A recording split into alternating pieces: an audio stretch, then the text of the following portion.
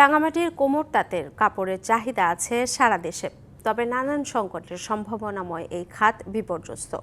উৎপাদন খরচ বৃদ্ধি ও শ্রমিক সংকটে লোকসান হওয়ায় কমেছে বিনিয়োগ, বন্ধ হয়ে গেছে অনেক কারখানা। তবে সরকারি সহযোগিতা পেলে এই শিল্প আবার ঘুরে দাঁড়াবে বলে প্রত্যাশা শিল্প সংশ্লিষ্টদের। তাতে কাপড় বুনতে ব্যস্ত শ্রমিকরা।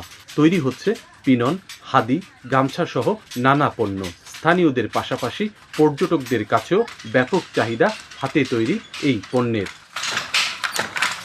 তবে কদর থাকলেও আগের মতো জৌলুস নেই রাঙামাটির কোমর তাঁত শিল্পের। কাঁচামালের দাম বাড়ায় বেড়েছে উৎপাদন খরচ, কমেছে লাভ। চাহিদা অনুযায়ী মজুরি না থাকায় মিলছে না কারিগরও।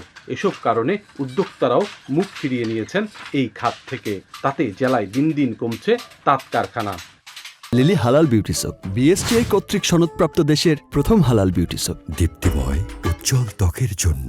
তো তাঁত বুনলে কি হবে, আমাদের টাকাগুলো আমাদের পোষায় না। এখন আমাদেরকে যে মজুরিটা দিচ্ছে এগুলো আমরা করতে পারি না। যে সরকার যদি আমাদের কোনো কিছু একটা করতো, তাহলে আমরা সবাইকে নিয়ে একটু বেঁচে থাকতে পারতাম। কাপড়টার রেটটা যদি বাড়ায় বিক্রি করতে পারতাম, তাহলে শ্রমিকের বেতন আমরা ন্যায্য মূল্য দিতে পারতাম।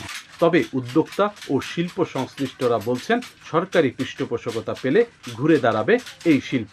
যে আর্থসামাজিক প্রেক্ষাপটে অনেক নারীরাই বাসায় বসে থাকে, যদি সরকার করে কি বাসায় একটা তাঁত স্থাপন করে দেয়, তাহলে তাদের জন্য একটু ভালো হবে। এটা সমস্যা খুঁজে বের করে সরকারের কাছে প্রস্তাবনা পাঠানোর কথা জানান জেলা পরিষদ চেয়ারম্যান।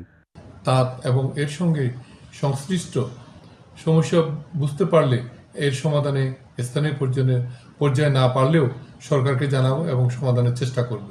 রাঙামাটির ঐতিহ্যবাহী এই শিল্প রক্ষায় সরকার দ্রুত পদক্ষেপ নেবে এমন প্রত্যাশা স্থানীয়দের। সৈকত রঞ্জন চৌধুরী, ডিবিসি নিউজ, রাঙামাটি।